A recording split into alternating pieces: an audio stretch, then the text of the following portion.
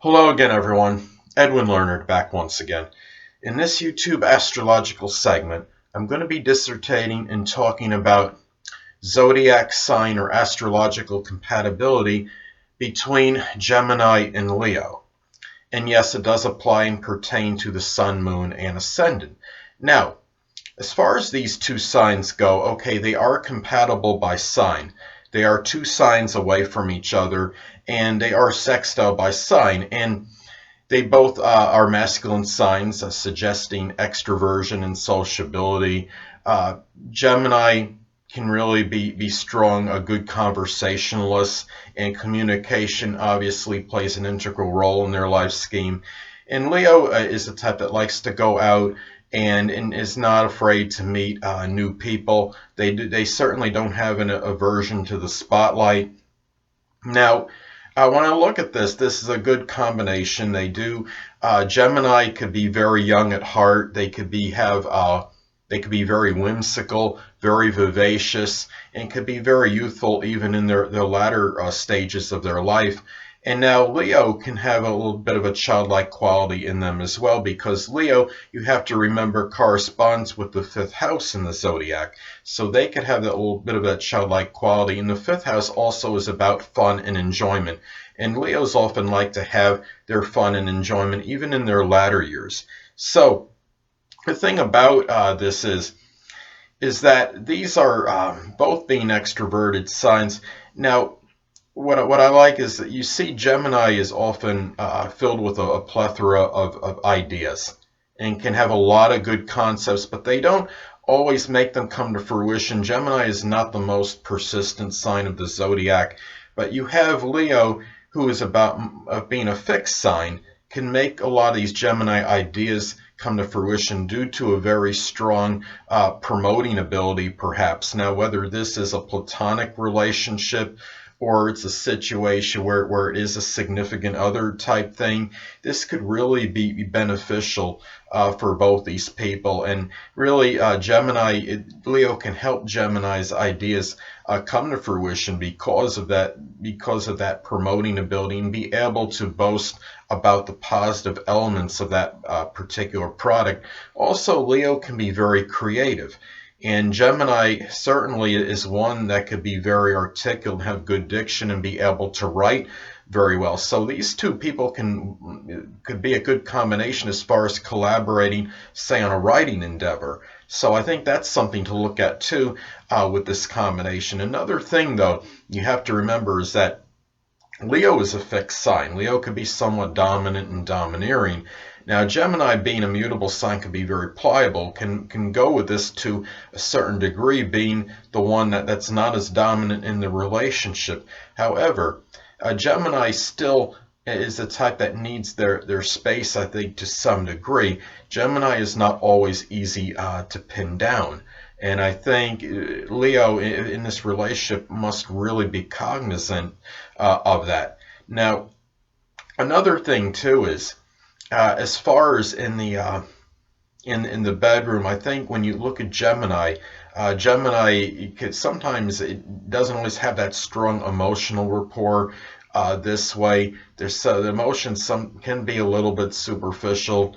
And you look at Leo, and Leo is about right this unbridled, wants a strong attention, and really, in the bedroom, I think Leo wants to be praised, and Gemini could do that. But I think Leo is a little bit more about that stronger, having that stronger sexual connection, probably a little bit more than Gemini. So that is something to look at. They want the stronger commitment consistently, Leo being a fixed sign. I think that's something to look at with these two as far as this combination goes.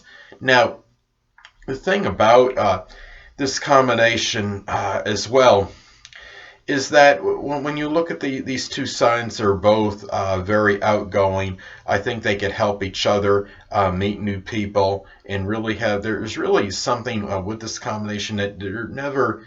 Leo likes to be going out and doing things outside. Gemini disdains monotony, and really to me, it really does make this a very good as far as a combination, whether it's platonic or whether it's sexual, romantic type of a relationship. And another thing too is that when you have these two signs, both being masculine signs, they both very positive, and I think they both give each other a really strong positive energy. Gemini can be very inquisitive, and Gemini can really show that strong interest in wanting to know about Leo, and Leo will talk about his or her accomplishments very strongly. And Leo doesn't mind talking about this, of course. And I think that the fact that Gemini can show that strong, keen interest in being inquisitive and curious regarding this, I think does help fuel Leo's ego to some degree. So I do believe for these reasons this does make a very good combination. But the thing about it, though, is you just have to remember that Gemini can sometimes be a little bit vacillating and ambiguous. They're not always decisive with things, and Leo's a little bit more decisive, so I think that's where you might have a little bit of difficulty in things and possibly in this relationship. Well, anyway, it's important to look at the aspect, if any, that is made between the people with these energies, because this could indicate as to whether or not these energies may integrate well, or might even have better compatibility maybe, or maybe even less, depending on the aspect. Now, in many cases, you'll have a sextile aspect between the energies of these two people. Let's say, for example, someone has the sun, moon, or ascendant at Gemini at 9 degrees, and the other person has the sun, moon, or ascendant at Leo at 11 degrees. Well, that would form a sextile aspect, which could be positive and auspicious, and could only accentuate and enhance the already strong compatibility that exists between these two due to the fact that they are sextile by sign. Now, you could also have, however, you can have an out-of-sign square aspect take place, which could be adverse or adversarial. Let's say, for example, someone has the sun, moon, or ascendant at 1 degree Gemini, and the other person has the sun, moon, or ascendant at Leo at 29 degrees. That could be adverse and adversarial, and you might have a little bit more of a challenge between these two, and really the relationship might be slightly more challenging, a little bit more difficulties than otherwise indicated.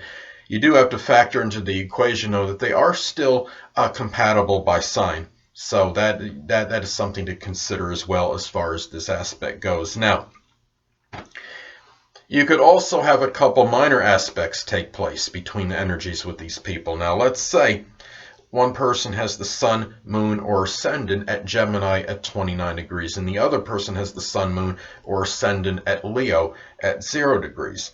Well, that is a semi-sextile is slightly positive and auspicious. It's like the sextile like I described before, but not as strong because it is a minor aspect as opposed to a major one.